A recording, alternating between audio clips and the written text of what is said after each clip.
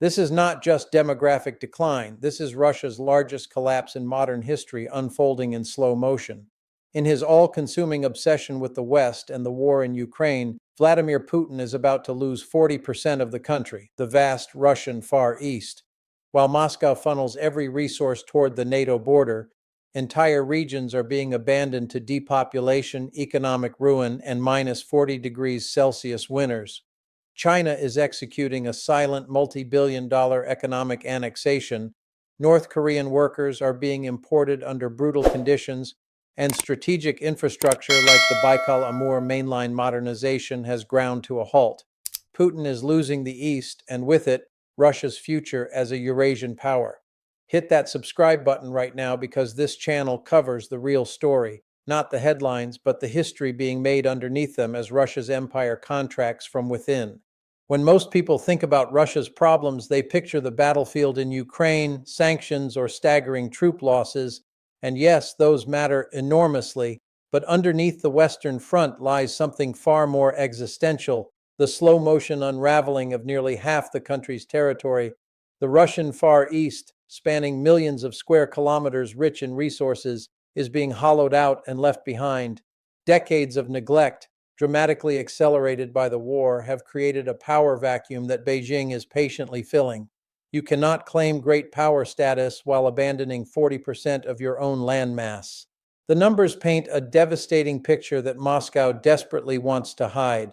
The Far East, home to roughly 8 million people across 40% of Russia's territory, is experiencing relentless depopulation. Regions like Chukotka and Magadan are turning into ghost towns. Harsh Arctic conditions, crumbling Soviet-era infrastructure, and failing supply chains make life unsustainable. The critical Baikal-Amur main line, essential for unlocking the region's potential, has seen its modernization stalled as every available ruble flows west to fuel the war. What was supposed to be a lifeline has become a symbol of abandonment. Let me walk you through the logic step by step, because once you see it, you cannot unsee it. Putin's entire strategy has been built on one fatal obsession: confrontation with the West and victory in Ukraine. Every soldier, every factory, every budget priority has been redirected to the NATO border and the meat grinder in the Donbass. The Far East, left to fend for itself. Young people flee to European Russia or abroad.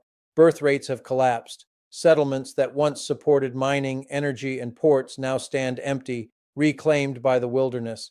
Logistics fail under extreme cold, and the region drifts further from Moscow's control with every passing month, and into this vacuum steps China. Think about what this means for a resident or local official in Vladivostok, Magadan, or Chukotka right now. Your region was once a proud strategic outpost of Russian power in the Pacific. Now supply lines break down, jobs disappear, and Chinese economic influence grows through massive investments, supply chains, and even maps that quietly revive historical names. Your future feels increasingly tied to Beijing rather than Moscow. That is the psychological dimension of Putin's catastrophic blunder, and it is every bit as important as the physical abandonment. To understand the full scale of this collapse, look at Russia's broader priorities. The war has drained the treasury and manpower reserves. Key modernization projects essential for the Far East have been delayed or canceled due to funding shortages and redirected resources. To mask the severe labor crisis, Moscow has resorted to importing thousands of North Korean workers under harsh, near-gulag conditions for construction and resource extraction. It is a humiliating confession of weakness, a supposed superpower relying on one of the world's most isolated regimes to prop up its own territory. Russia is not disappearing overnight. The Kremlin still maintains formal sovereignty and can occasionally redirect emergency resources eastward. But Putin needs time and focus to hold this vast empire together. His fixation on Ukraine robs him of both. The Far East is rapidly turning from a strategic asset into a costly liability, demographically doomed, economically stagnant, and vulnerable to external influence. Now, here is what makes this remarkable and profoundly dangerous for Moscow. China is not invading with tanks or soldiers.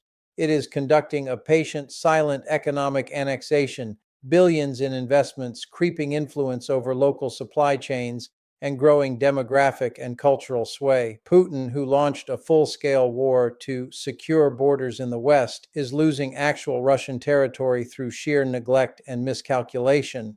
This abandonment sends a powerful message to the Russian people, especially those in the East. For families enduring brutal winters with failing services, watching their towns empty while Moscow obsesses over distant battles, this is proof that the center has forgotten the periphery. Their loyalty and hardships buy them nothing. National cohesion and morale erode when citizens see their homeland treated as disposable. On the home front in European Russia, the implications are deeply corrosive. Putin sells a narrative of restored greatness, imperial expansion, and inevitable victory. But when 40% of the country is quietly drifting away, becoming economically dependent on China, and demographically hollowed out, that story frays beyond repair. Ordinary Russians see the growing gap between propaganda about strength and the visible reality of ghost towns and foreign labor. Authoritarian regimes fear nothing more than undeniable proof that the empire is contracting. Internationally, this exposes the hollowness of Russia's position. While Putin postures against NATO, China gains a weakened junior partner increasingly reliant on Beijing for survival in the East. North Korea extracts leverage through labor exports. The war meant to project strength has instead accelerated Russia's internal fragmentation and strategic overextension.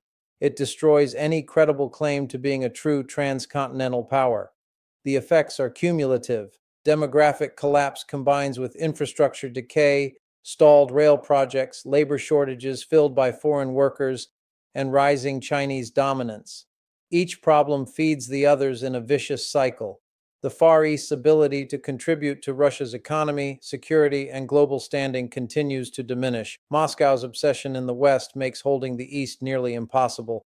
I want to give the full picture. Russia retains formal control for now. The region still possesses vast resources. Some limited investment still trickles in, but the direction of travel is unmistakable and accelerating. Putin's strategic myopia is shattering Russia's future in the East. This is a slow loss of territory not by foreign conquest, but by self-inflicted collapse. For ordinary Russians in the Far East, families in fading settlements, workers laboring under extreme conditions, this is more than statistics on a map. It is the death of a dream for development and prosperity. It is proof that endless war abroad cannot compensate for competent governance and balanced priorities at home. A region once imagined as Russia's Pacific gateway is learning the brutal cost of imperial distraction. As we close this analysis, consider the broader arc. What began as a war for security and expansion in the West has become the driver of contraction and decline in the East. Russia's three-day operation exposed the limits of its military. Its resource allocation is now exposing the fragility of its geography. The invincible Eurasian superpower is bleeding population, influence, and control across nearly half its land. Russia's largest collapse in modern history is underway. Putin is about to lose 40% of the country, not to invading armies, but to neglect, demographics, and China's patient advance. This represents the real degradation of Russian strategic depth. It signals the hollowness of Moscow's ambitions. And it reminds everyone watching that empires often die not with a dramatic battlefield defeat, but with a quiet whimper in the forgotten frontiers. If this analysis helped you see the deeper fractures tearing at Russia, share it with someone who needs the truth beneath the headlines. Hit subscribe for more breakdowns like this every time the map of power shifts. The East is emptying, the future is Chinese, and the ripples from this historic collapse will be felt in Moscow and around the world for decades to come. Stay with us.